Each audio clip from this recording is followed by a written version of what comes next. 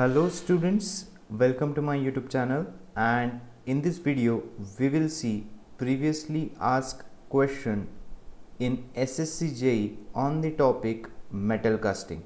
So let us begin today's session. So first question is, the purpose of chaplet is. So this has been asked in SSC JEE 2007. And options given to you are just like chills to ensure a directional solidification, to provide efficient venting, to support the cores, to join lower and upper parts of molding box. So the correct answer is the purpose of chaplet is to support the cores. Right, now there is difference between a core and a chill. So basically chills are used for directional solidification, right, and chaplets are used to support the cores. And why cores are there? Cores are used to produce the hollow casting. Okay, next question number 2. The chief advantage of die casting is possibility of incorporating thick section in small casting, casting of inserts is possible, wide tolerance are possible, high production rates are possible. So the chief advantage of die casting, whether it's a pressure or a gravity die casting, is what? High production rates are possible. Now there are other advantages of die casting, like you can get a very good dimensional accuracy, as well as smooth casting surfaces are possible. Then it reduces or eliminates the secondary machining operation. And a very main advantage or chief advantage is what? High production rates are possible. Next, question number 3. A uniform sand hardness is obtained through the mold by which of the following molding machine? Diaphragm molding, stripper plate, sand slinger, squeezing. So the correct answer for question number 3 is what? Sand slinger. So what is sand slinging? Basically, sand slinging is done by throwing a sand into the flask rapidly and with a great force. So basically, you can get a uniform sand hardness with this process, right? So the correct answer will be option number C. Next, question number 4. The main advantage of shelled mold is that. Options are: the metallic pattern is used, the molds are stronger, thin sections can be easily obtained, high production rates are possible. So basically, what is a shell molding? So basically, shell molding, it is used to produce a thin sections, right? As well as there are other advantages of shell molding, like you can get a very good surface finish, it reduces the machining, less foundry space is required, as well as low labor cost, right? But when we talk of a main advantage, the main advantage of the shell molding, no doubt thin sections can be easily obtained. But when we talk of a main advantage, okay, the question says it's a main advantage, so the correct answer will be high production rate is possible. Okay, so this is little bit confusing, but one must understand all the advantages and then choose the correct answer. Next, question number 5 says, in sand molding, bottommost part of the flask is called. So a very simple, so it's a drag, right? So uppermost part is called as cope, right, while the lowermost is called as what? Drag. Next, let us see question number 6.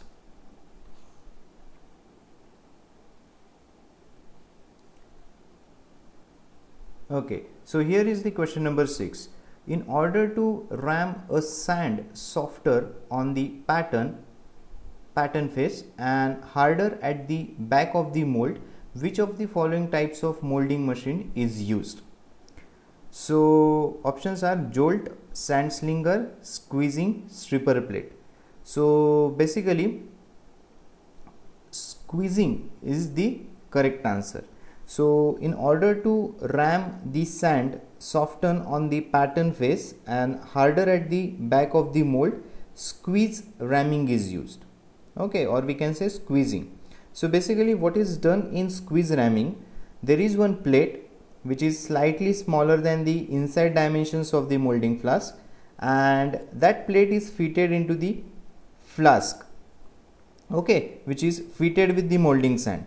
So a uniform pressure is applied on the plate which compacts the sand uniformly, right, and the sand which is next to the plate rams the hardest, while the sand which is below is progressively less hard. Okay, so basically the correct answer for question number 6 is what? Squeezing. Next, question number 7. A taper which is provided on pattern for its easy and clean withdrawal from the mold is called as taper allowance, draft allowance, distortion, pattern allowance. So the correct answer will be option number B, that is draft allowance. So basically tapers are provided on the pattern. For example, if we talk of draft allowances, so instead of making such type of pattern, we will provide some draft.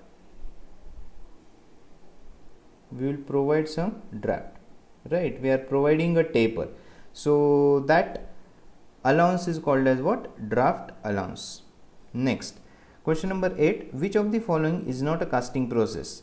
So Carthusian process, extrusion, semi-centrifuge, slush process. So it is very simple, it's a extrusion. So basically extrusion is what? Extrusion is a metal forming process. It is what? Metal forming process. Next, question number 9. A surface to be machined are marked on the pattern by following color: black, yellow, red or blue. So basically a red or orange color is used for to show the surfaces which is not finished but which remain or which is left as a cast. Then yellow color is used when the surface is to be machined. Okay, then green color is used to lose the pieces, to show the loose pieces or loose core prints. Then black color is used to show the core prints for unmachined opening. Okay, so what they have asked surfaces to be machined are marked on the pattern by the following color. So the correct answer will be what? Yellow. Yellow color it is used to denote the surfaces to be machined. Okay, next, in order to facilitate the withdrawal of the pattern is made smooth, water is applied on the pattern surface, allowances are made on the pattern, draft is provided on the pattern. So yes, we have already seen this. The correct answer will be draft is provided on the pattern. Next, question number 11. Which of the following is not a casting defect? Hot tear, blowhole, scab, decarburization. Yes, the correct answer will be what? Decarburization. Okay, so efficiency of carbon, which is not a casting defect. Next, we will see a question number 12. Let me little bit zoom it so that it will be easy for you. So question number 12 says, a scope in a foundry practice refers to. What is scope? We have already seen uppermost part is called as a scope, while the lowermost part is called as what? Scope and drag, right? So drag. So the correct answer will be what? Top half of the molding box. Next, shrinkage allowance is made by adding to external and internal dimension, then subtracting from external and internal dimension, subtracting from external dimension and adding to internal dimension, or adding to external dimension and subtracting from internal. So it is little bit confusing. So we know a shrinkage allowances is made by what? Adding to external and internal dimensions, right? So the correct answer will be what? correct answer will be A. Next, the hot tears is the result of which of the following? Hot tears is the result of which of the following?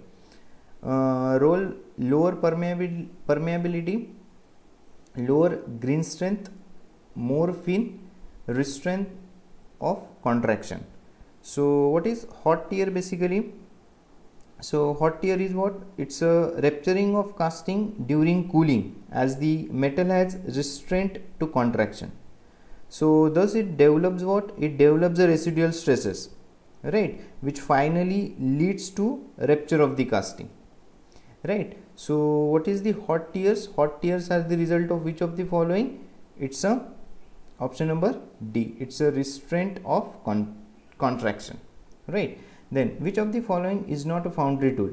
Riddle, arbor, sleek, trowel. So if you know little bit about a machining, you will come across this word, that is arbor. What is arbor? Basically it is a shaft on which machining tool is mounted. Okay, for example, if you consider a milling machine, there you will find a arbor. Okay, while other these three are what? These three are a foundry tool. Basically what is foundry tool? Tools which are used in the casting process. Next, the vertical passage for bringing the molten metal to the mold cavity is called. So what it called? It is called as what? Sprue. It is called as what? Sprue. So basically what is a structure? If we see a terminology,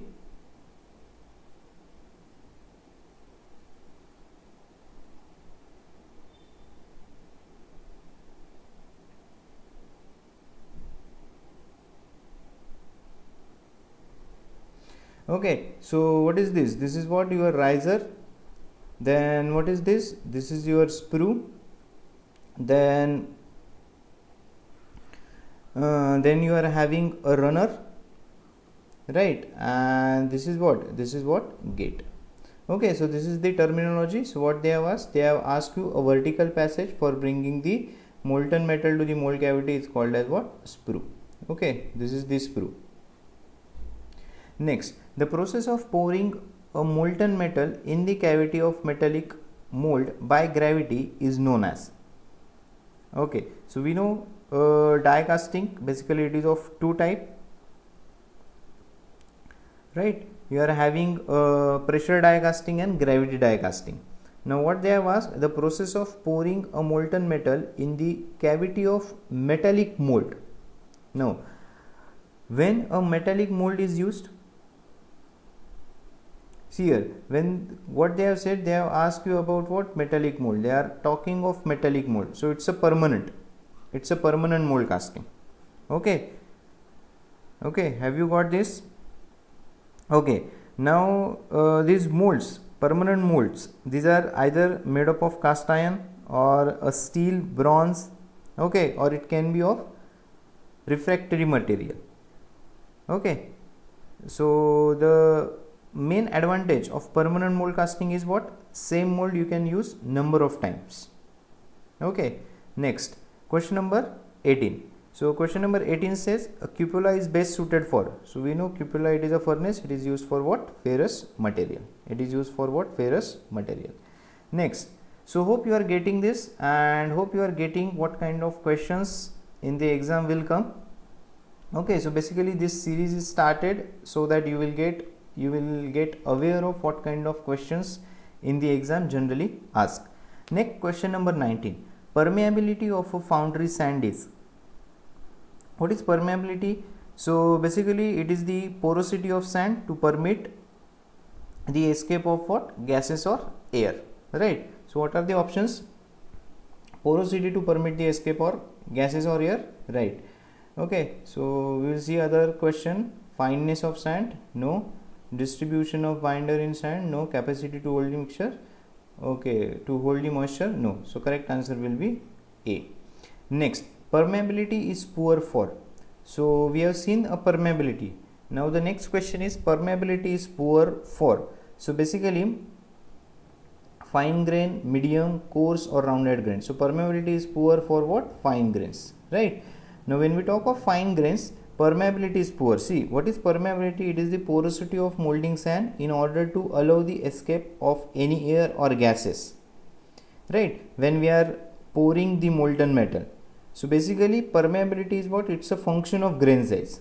Permeability is what? It's a function of grain size as well as a grain shape, moisture, and as well as the clay content. Okay, so permeability is poor in fine grains. Next, metal patterns are used for. Okay, so we have seen metal patterns. So these are used for what? Large scale production of casting. Okay, small casting, large casting, precise and intricate, and large scale of, right. So metal patterns, these are used for what? Large scale production. Next, the binder in case of synthetic sand used for molding is. So what kind of binder is used? Clay, molasses, water, bentonite and water. So the correct answer will be what? Option number D. Okay, next, the shape and size of the sand grain affects the following property. So just now we have seen it is what? It's a porosity. Then cereals are added to the molding sand to improve the following. So why cereals are added? So basically cereals are added to the molding sand to improve the green strength. To improve the green strength. See, the molding sand, it contains the moisture. That's why we call it as what? Green sand. Okay, so basically green sand, it should have enough strength so that the constructed mold, it should retain its shape. So that's why we are adding what? Cereals to give what? To give the strength to the molding sand. Next, plastic toys are usually produced by using shell molding, green sand molding, then you are having a plaster molding or injection molding. Yes, so for the plastic, the correct answer will be what? Injection molding. Next, question number 26. To improve the surface finish of the casting, following additives is used in the molding sand. So to improve what? To improve the surface finish of the casting, what we can use? We can use the resin. So basically resins, these are what? These are the additives which are used in molding sand. Okay, to improve the surface finish of the casting. Now these resins, it can be either natural or synthetic gum which has a high melting point. Okay, for example, phenol formaldehyde, it has a good collapsibility as well as is capable of delivering a good surface finish. So to improve the surface finish, basically resins are used. Okay, next. So hope you are getting this question, and wherever necessary I am giving the explanations also, so that all the questions will be cleared and you will get a very clear idea that what kind of questions SSC JEE is asking every year. So basically this is sorry, let me just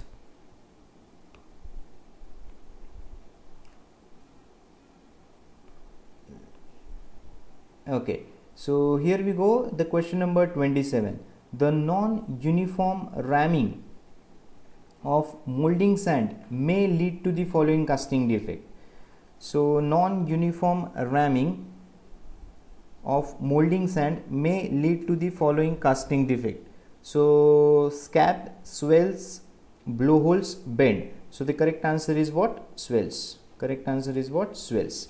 Next, an important factor to be taken into account while designing a core print. So basically when we talk of simply cores, so cores are used to produce a hollow casting. So whenever cores are there will be a core print. Okay, see, when we talk of all the casting which requires a coring, some provision should be provided to support the core, right? Now which is provided by what? Core print. Now when we talk of an important factors which are to be taken into account while designing a core print is molding sand characteristics. Okay, as well as when we talk of buoyancy force of the molten metal, it decides the design of the core print. Okay, so what will be the correct answer for question number 28? which factor we have to take into account while designing a core print? It's a pouring temperature, pattern material, type of mold, moldings and characteristics. Yes, moldings and characteristics. Next, a casting defect which results in general enlargement of casting is known as, yes, we have seen this, it's a swell. Next, a process of removing unwanted material from the casting is known as, what it called? It is called as what? Fettling. Okay, so basically in a fettling you are having a vibratory mesh where casting is pressed, and that when that mesh will vibrate, so unwanted material it will get removed from the casting. Right. Next, question number 31. Which of the following material is added to the base sand to impart the bonding strength? Sea coal, silica, bentonite or a wheat flour? So which of the following material is added to the base sand to impart the bonding strength? Okay, so which material is used? So basically we have seen that bentonite, right, and water, these are used to improve the bonding strength. Then one direction solidification in the casting can be improved by using chaplets and padding, chills and chaplets, chills, chaplets, padding, chills and padding. So the correct answer will be what? Chills. So whenever there is a directional solidification, so we will be using what? Chills and padding. Okay, is it clear? Next, 33. The process of making a hollow casting of desired thickness by permanent mold without the use of core is called as, yes, so correct answer will be what? Centrifugal casting. Correct answer will be what? Centrifugal casting. Right, so centrifugal casting is what? It's a process of making a hollow casting of desired thickness by permanent mold without the use of cores. Next, question number 34. The purpose of chaplets. So we have seen what is the purpose of the chaplet? To support the core, right? So you have to remember two things, chaplets and chill. Where chaplets are used, where chills are used. So chills basically are used for what? Directional solidification, while chaplets are used to support the core. Next, the last question I think. Okay, so yes, questions which have been previously asked in the metal casting. So we have seen almost